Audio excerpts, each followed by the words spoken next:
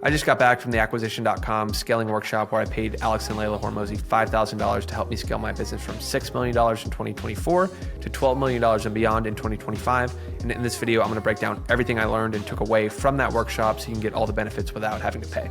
Let's dive into the first lesson. By the way, if you don't know who I am, my name's Dickie Bush. I'm a former Wall Street hedge fund trader turned digital writer, and now I run a portfolio of writing businesses, Write with AI, Ship 30 for 30, TypeShare, and our premium Ghostwriting Academy. Everything you need to effectively start and monetize as a writer on the internet. All that information is in the description below. Without further ado, let's get right into that first lesson. So the first lesson, and the most important one for me, was the fastest moving entrepreneurs are obsessive resource allocators. So from the beginning of the workshop, they set the frame that everything they were going to walk us through was through an investor point of view. And so we basically spent the first day filling out this worksheet that more or less valued our company based on a handful of metrics, revenue, profit, and then what they call risk adders or detractors, things like key man risk, data risk, market risk, a handful of other factors that I'll talk through throughout this video. But this one clicked for me right away because they basically said your job as the CEO or whatever position you have at the company that makes the decisions is to seek the best risk-adjusted returns with the resources that they have. And so every business is constrained by a handful of resources that they walked us through, and that's time of the team and yourself, attention, so where that time is spent, how many different things that time is pointed towards, and then capital, which is something you can use to accelerate the completion of processes, completion of projects, whatever it is. So I took that and they walked us through it, and it clicked for me right away because I have a background on Wall Street, background as an investor. And so basically your only job is to first align all of the attention on the most important thing. So aside from time, aside from capital, the first thing is getting clear on what is actually worth doing and what are all the things that are not worth doing. Because if you have all the time in the world and all the capital, but you point it in the wrong direction, you're not going to go anywhere. So the most strategic decision, or the most important strategic decision, is what to work on, where to place that attention. Then you strategically invest capital and time, or so second I have properly allocating everyone's time to achieve that thing the fastest. So you pick what to do, and then you have as many people working towards it as possible. And then you can invest capital to either have more labor or more, whatever it is, resources, talent, to achieve that outcome the fastest. So my main takeaway from this one is just spend first more of my time on aligning attention. And so figuring out what are all the things we could do, what has the best risk-adjusted return based on that, and then figure out, okay, who is going to work on it? So how much time is going to go towards it? And then is there any way we can invest money to make it happen faster? If there's one area that I significantly underinvested this year, it was in spending more time figuring out what is worth doing rather than printing out a big long list, here are all the things we should go and do, and spreading our attention thin across all of them, and as a result, not achieving any of them as quickly as we could have if we picked one thing and did it in sequential order. And I'm going to bounce around here, but basically the way they look at prioritization as a company is there are always going to be a bunch of fires going on at any time, but there is a bigger fire going on, and that is the most important problem to go and solve. And so rather than trying to put all the fires out at once and then they just keep growing, you pick the biggest one, you attack that one, you put it out, and because you see that all the other little fires are burning, you basically create a culture of like, look at all these other fires. Yes, we need to go attack them right now, but there's one that's much bigger that could take us down if we don't figure this one out. So we're going to figure that one out first, knowing we have to move quickly on it because all the other ones are burning as well. And that clicked for me as a mental model for prioritization. You do want to identify all the fires, but then only work on the most important one. And so that's something I'm trying to take into the next season for our business. Okay, the second lesson is from 3 million to 10 million in EBITDA. This is where the majority of the value in a business is created. So I'm going to jump in an Excel model just to kind of show you the math behind this. But before we go, EBITDA, for anyone unfamiliar, it's like the fancy finance term for profit. So basically from 3 to 10 million in profit, I wouldn't say the majority of the value, and so I need to change that word, but basically the return on that strip of profit growth is significant in terms of enterprise value of the business. And so how I'll show you that is basically the process of going to 10 million doesn't only triple or 3.3 times its EBITDA, but it can significantly change the margin. So here's just an example of this. Like right now, our business currently did $4 million in revenue or profit in 2024. And so if you look at what we could potentially take it to, right, $10 million in profit would be an incredible home run business for us right now. Based on everything we ran through at the workshop, our multiple, not that we're interested in selling the business, but it's around 2. And there are a handful of reasons there, but the big one is at this level of profit, the business is still relatively fragile, because to get to the next level, you have to put significantly more things that create like more defensibility around the business. So taking yourself out of the marketing, having a defined executive leadership team that are incentivized on the profit of the business, just a handful of things that by growing to this $10 million mark, not only does the profit go from 4 to 10, so that's a 2.5x return or 250%, but the multiple that the business would be valued at if it were to sell goes from 2 to 8. And so you can see here currently the valuation would be around $8 million. But if you get it to 10 and you do the things that make getting to 10 inevitable, your multiple goes from 2 to 8. So it's actually four times on the multiple and then 2.5 times on the profit, which is a 10x. So you can see the valuation goes from 8 million to 80 million. That's 1,000% return, or about a 10x. So that is why they focus as a business, like a private equity holding company, however you want to look at it, in this range, because there are a handful of like checklist style items you can implement on a business that has gotten to 3 to 4 million in profit. It's doing a great job. But to get to 10, you need a very different way of thinking for the most part, or you need like someone who's done it before to show you a little bit of a roadmap, because it's kind of no man's land in terms of where to market, what else to offer, things like that. So that was a big reason we went to the workshop, is we find we're like right at that sweet spot. And then walking out of there, it's like, great, this is exactly the time to double down and make the correct strategic decisions to get to that $10 million mark, because for ourselves and all our employees, this is where a significant amount of the value of the company will get generated. Okay, my third lesson is LTV to CAC are 2 metrics you must have constantly staring at you. So we have not done a great job as a business organizationally looking at these numbers, because at our given revenue level, they're not critical. And especially because, so just to define them, LTV, lifetime value, or lifetime gross profit, basically how much money you keep from each new customer you bring after you subtract the cost of delivery. So that was something that I was unaware of. I thought it was just the amount of revenue that came in per person, but basically how much you keep after paying your employees to fulfill on that service. It's different than paying employees just to operate the business, but like specifically, for example, we run a group coaching business, and each client or each coach can take on roughly 40 to 60, maybe some more, around 50 to 60 clients at one time. So basically we would divide how much we pay our coaches by 50, because that's how much it costs for them to fulfill on each new student we bring. And we'd subtract that from the price. It's not a huge number for us, but it is a relatively important number over the long term, because if you found that you were paying too much for delivery, it's going to be difficult to scale. So LTV, lifetime gross profit, however you want to think about it. And then customer acquisition costs, this is just how much it costs you to acquire an additional customer. Or if you have an organic based business, it's just the number of customers you have divided by your marketing costs, because we do not have a marginal cost to acquire a customer at this current stage, because almost 90% of our sales come from organic. And for that, you have fixed costs, right? If you make just better content, you're going to reach far more people without spending any more money, which is nice, very nice, and something they're very interested in investing in are people who have strong brands, but are able to also remove themselves over time from that and replace it with retargeting and different acquisition channels. But basically, we had almost never done this exercise, and it was very illuminating for us, because as we look at different ways to grow, there's really only 2 things you can do: increase LTV or reduce CAC.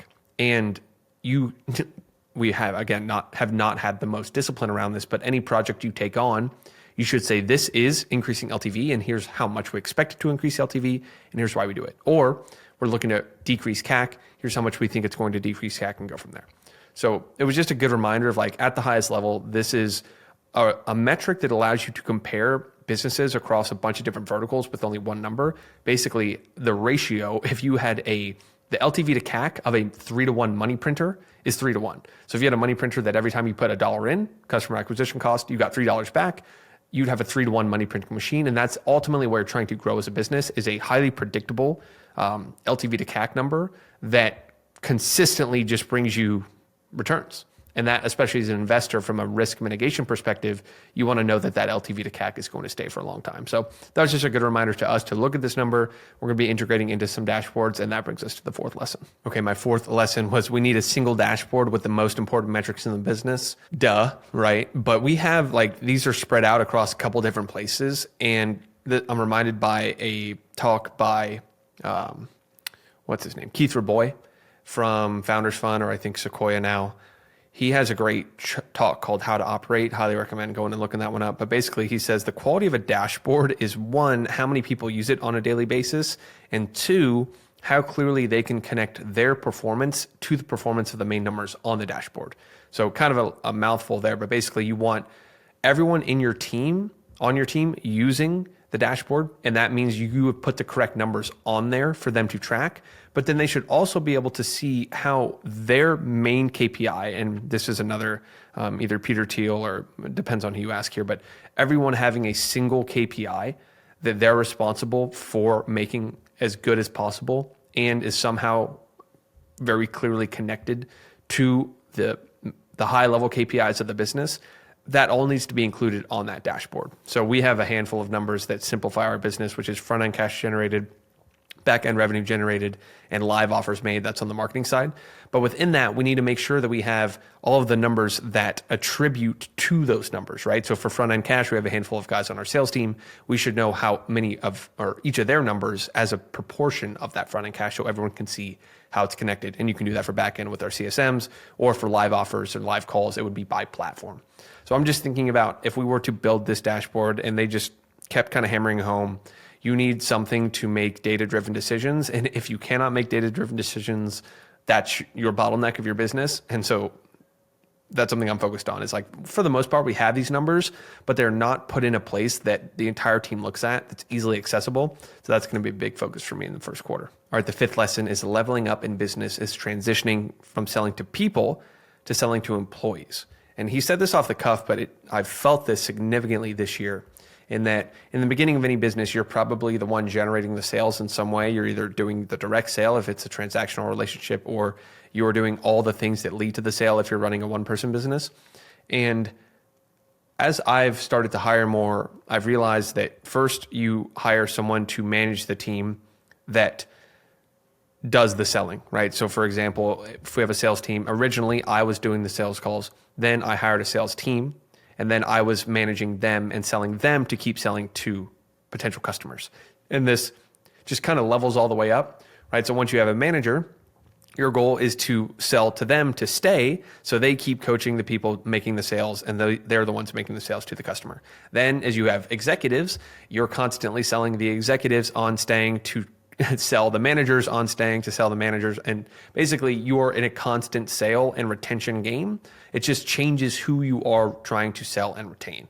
And that's, again, been a big lesson. And another reason why I'm making a ton of content like this year is I would say 80 to 90% of our employees, and especially our highest performing employees, all came from either our programs or some kind of organic piece of content like our podcast that Cole and I do together, that I want a stream of people potentially trying to work for me or with me. And this content is the best way to do it, because what's better than looking behind the scenes of a business that you're eventually going to work for? And that's what I'm trying to do with this channel right now. So this was just a great lesson of you have to adapt your sales skill to continue to sell. Because you're selling to a different person, right? So rather than selling to a customer, the way you retain an employee through a continued sale is far different. But a lot of the mechanisms that create a great customer experience also create a great employee experience. And so those are, again, some things I'm taking into the next quarter. All right, my sixth lesson is brand is the best way to improve LTV and reduce CAC at the same time.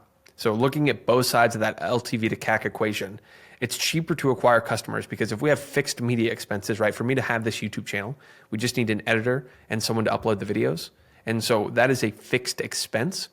And so if I get more people to watch this video, I can get far greater returns on my marketing spend because the number of eyeballs goes up without my expenses going up.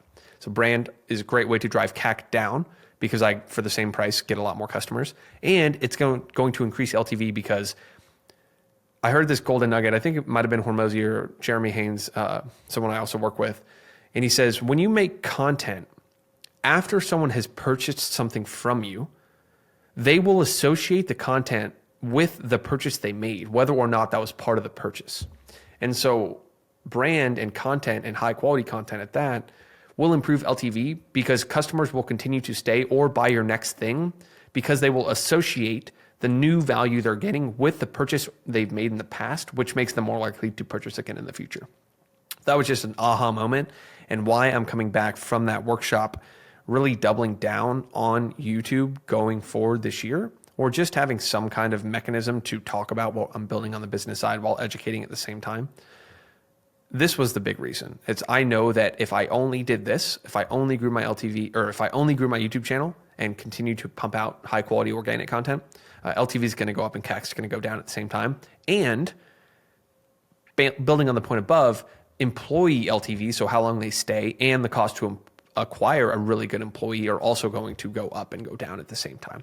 So YouTube, extremely high return. That's why I'm doubling down on it, or at least starting it this year. All right, my 7th lesson is every single thing in your business is trainable. You just lack the skill of training, and that is purely a reminder to myself. There were so many small moments during this workshop where I recognized that there was an extremely intentional training process going on. And it stuck out the most when on the first 2 days, or really on the first day, they had multiple team members present. So like 45-minute keynote presentations. And their presentation style was so similar to Alex and Leila in the way their slides were created, in the way they paused, in the way they told stories, in the way they, just everything was extremely feedback driven, in that there was a clear set of behaviors that made a good presentation that they did a long job operationalizing, or like a lot of work to operationalize, and then trained that behavior. So one good example, when they, someone asked a question at the end of a presentation, you know how this goes in a big room after, like in a workshop style, no one can really hear the question. And so the only person who really gets any value out of it is the person who asks. Every single question, so 50 plus questions across 5 or 6 different presentations, the person speaking would listen to the question, and then they would pause, clarify with the person, and then word for word, almost everyone goes, for everyone who didn't hear the question, what they asked was repeat, repeat, repeat, repeat. That way, everyone who asked a question got value out of it, rather than just the person who asked. And there are so many little examples, like the way their front office, or not front office, but like the guys at the front desk shook hands. They all shook hands in the same way. Like it was a very good, firm handshake that was just too uniform to not have been taught and trained. And their operations team, everyone just, there were so many similarities. And I think that the belief that I came home broken, the belief that broke for me as I came home was, anything you think you're the only one in your business that you can do, it's incorrect. Now, you might be the only person that can do all of those things, but you can combine different people to, he had a great example of like, how do you make a unicorn? If you have a unicorn in your business, you're probably not going to go find another unicorn, but you need to find a rhino, a firefly, and a horse and combine them. And that is a nice mental model for like all the things you do that you don't think you'd be able to replace. It's probably because you're looking for one person to do all that replacement, when in reality, you just haven't done the work to list out all the things you're actually doing and then figure out, how can I train just this subset to this person, this subset to that person, this subset to that person? And so I'm going to be working on that. Again, the theme here, I emerged with a ton of takeaways that I keep saying I'm going to do in Q1, but in reality, I'm going to kind of try to work on these all year. All right, my 8th lesson, the people doing at the highest level have an obsessive, intentional standard. I was blown away by the quality of their team across the board. So one, again, goes back to when you have a great brand, people want to work for you. When you have a vision big enough for extremely talented entrepreneurial type people to fit underneath at their current stage. So maybe they have a bigger ambition in the future, but for now it really serves them to work for you because it's verifiable that they're going to learn more skills and get paid well, that make their future goals more likely. That was just so clear across the board. And so they loved working there. They love the culture of high performance. And then again, like I said earlier, they'd been trained with extreme repetition and attention to detail. Every bit of this workshop was so clearly iterated from a prior version that it was the first time I'd ever looked at a team in an industry that is similar to what I run and go, that is what it looks like to run an excellent organization, like an organization built on excellence. That was so clearly something they all wanted and thought of. And again, I'm coming back thinking, how can I try to implement that with our team? All right, lesson number 9. This was a costly one this year, and it's past 3 to 5 million in revenue. Anything new starts with a who and not a how. So this year, on top of running the sales team, on top of creating content, on top of running finance and just the general departments, interfacing with our success team, things like that, I tried to bootstrap our cold ads initiative and said, I need to go learn this myself while continuing to run the rest of the team. And that was a mistake because I spent probably 200 hours trying to take different courses, joining masterminds, or really sinking my teeth into this world. And I thought I had to be the one to start the initiative that I could then pass off to a media buyer or some kind of new hire.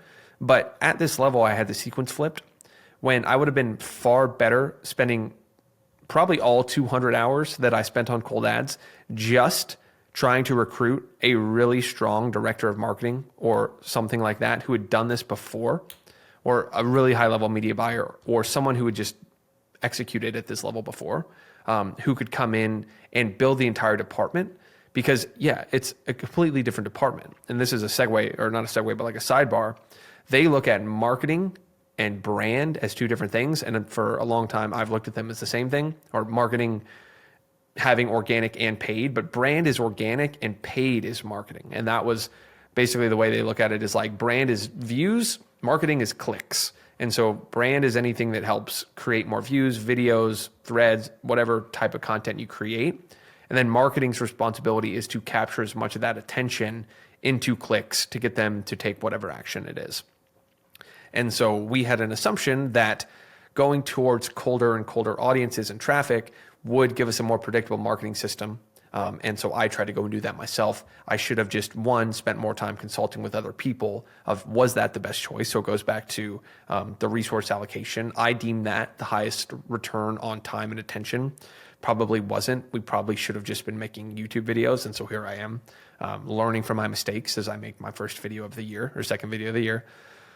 And yeah, I think that was just a great takeaway. Is now, like, for example, we want to potentially start doing a better job with our referral and affiliate network of people sending us to PGA, other writers, other solopreneurs who think that this is a great way to monetize as a writer.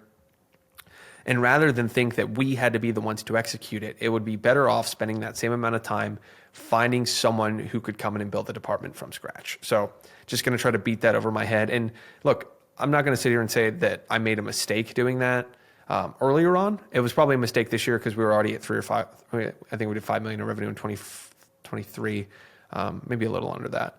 And I should have done that from the beginning this year. But every department that I bootstrapped before that, the sales department, the entire organic marketing department, Cole and I both worked on the curriculum, things like that. All of that should have been done by us because we were before that revenue level. So the takeaway, if you're watching this at a lower revenue level, is not like, oh, I need to just hire first. You should probably do most of the work yourself until you get to this revenue level. But from here, the opportunity cost of trying to give this all your attention, you probably have other things that you're working on that are continuing to feed the entire business as a whole. So it's better off to invest in one person who can build the whole thing. All right, my 10th lesson is that excellence is a remarkably high number of extremely small details done well. So as I leave that workshop, I would give it a 10 out of 10, high quality, well done, well worth the value, far exceeds the value workshop. And it wasn't because of one thing they said. It's because I emerged with 100 takeaways that were all like off the cuff things that I might not be relevant or useful now, but I know will be in the future. And on top of that, there were just like, they had clearly looked at all of the feedback from prior events and just looked to eliminate extremely small, frustrating things. So I'll give this example. There's like, how do I visualize this? There was the area where they gave the speech, or like all the talks. And then right when you turn out, you would face a wall. And then the only way you could go was left. But there was a very clear sign that said restrooms, food area, left. And then right when you turn left, you immediately saw another sign that said restrooms this way, food area that way. And it's subtle, but like those are the only two things that you would leave the room to find. And right away, you had zero decisions to make about where to go. You saw it, you turn left, you immediately saw where to go again, depending on which one. And like that level of attention to detail is what creates incredible experiences. It's not this big show. It's the super small details continuously done to eliminate all of the frustrating parts that other people would find. Because if I was getting lost trying to find the place, I'd be frustrated.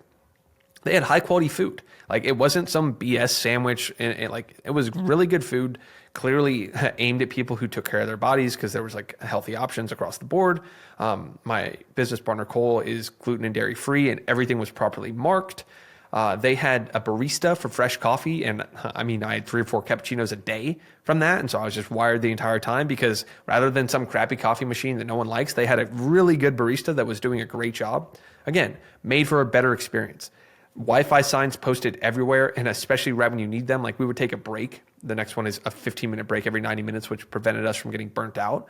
But we would take a break, and then right when we'd start the break, they would put the Wi-Fi signs on the screen, or the passwords. So you immediately knew that, hey, when someone's going to need the Wi-Fi is during the breaks, and so let's give it to them right when they need it. And I can make a very long list of things, but it was just a takeaway that it's, the metaphor they use is, it's not one silver bullet, it's a million golden BBs, or one golden bullet, whatever you want to say. It's a bunch of little small things, and I'm just trying to find ways to remember that for myself, our programs. Like, if you can just eliminate the 3 to 5 really small, like paper cut style things that create a negative experience, most people will walk away thinking it was awesome, and myself included. All right, my 11th lesson is, any change you make in a business, you should expect a 20% decrease in performance.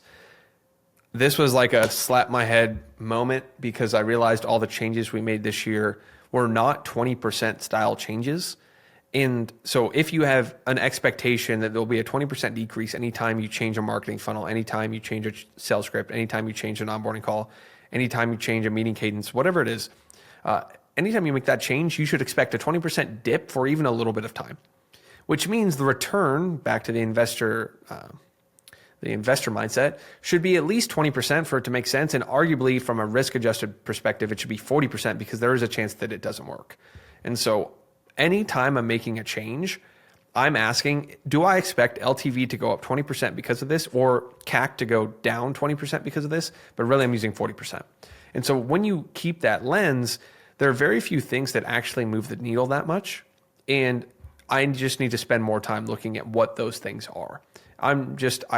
I typically see an area to improve and then just make a long list of them and try and do them all at the same time. When in reality, one, because I'm trying to do them all at the same time, I don't get any of them done as quickly as if I did one at a time. And two, I'm not picking the thing that could actually lead to a 40% jump, which means I'm just taking these 20% haircuts on performance because I'm changing something. And then in reality, those probably aren't leading to more than 20% returns. And so this is just me saying, like, from a strategic perspective this year, I did not do a good enough job looking at what are the projects we're actually working on, and are those going to lead to 40% jumps? If not, I need to skip them and spend more time finding the things that will. All right, the 12th lesson, and potentially the most important one, is the ultimate size of the business is the sum of the intelligence of its people. So I'm gonna kind of go off on a little bit of a tangent here, but Alex has this great definition that intelligence is speed of learning.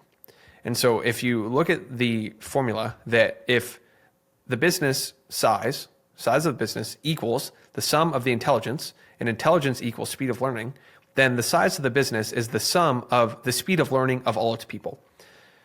Just pause for a second and recognize the size of the business is the sum of how quickly, or the speed of learning of its people. So how quickly the business is able to iterate determines the ultimate size of the business. And so when you have a lot of smart people who can make changes and improvements very quickly, you can build a massive business. But the interesting part about that is that you can create a culture where that is the focus. And so one of my big changes to our core values is to move away from something that we've called relentless tempo, which is moving quickly for the sake of moving quickly, getting things done. And I want to change it to relentless iteration, because iteration is doing things quickly in the right direction. And so not recklessly, but we are making an incremental improvement with everything that we do. And if you look at the ability to iterate as something that can be trained, in that you can help people understand what is the fastest way to improve this thing based on bottleneck analysis, based on, again, risk-adjusted return, then the entire company can ultimately get bigger if you as a leader instill that culture of iteration from the top down. And so how do you iterate something quickly? It's all about rapid feedback loops, particularly reward and punishment based feedback loop. So when someone does something correctly, you're immediately rewarding them and telling them to do it again, and you reward them again, and on and on. And then the second someone does something that you do not believe is correct, you should have a swift, don't do this instead. And then the second they do the correct thing, you start rewarding them again. And so they said this off the cuff again, but punishment changes behavior the fastest, which means this, like my dog's sitting right next to me. If he, goes in the trash and I am with him right when he goes in the trash and I just go, don't do that, and then reward him the second he walks away, he will stop the behavior of going in the trash quickly and then continue over the long term to not do that when I reward him. And so that was the other side of what I was trying to get to is punishment changes behavior quickly, but reward changes behavior over the long term. And so I agree with that. And I did a little bit of stress test in my head, but yes, if you want to change behavior, you punish immediately and then always spend all the rest of the time rewarding. And I want to build that culture where we are looking across the entire business. What are the things we're doing wrong? Make it extremely clear that those are wrong, and then identify what the correct behavior is and start to reward that. So if I can build that culture of constant immediate feedback when someone does something correctly, I think ultimately we can build a culture of iteration, which ultimately builds a much bigger company. And so that was the last realization. All right, that wraps it up for this video. I'm walking out of here with a ton of lessons, and I'm going to immediately start applying them to, like I said, grow our business to over $10 million in revenue in 2025. If you enjoyed this type of content and you want to follow along on that journey, be sure to subscribe, leave a comment with your biggest takeaway, follow me on all platforms, and I'll see you in the next one.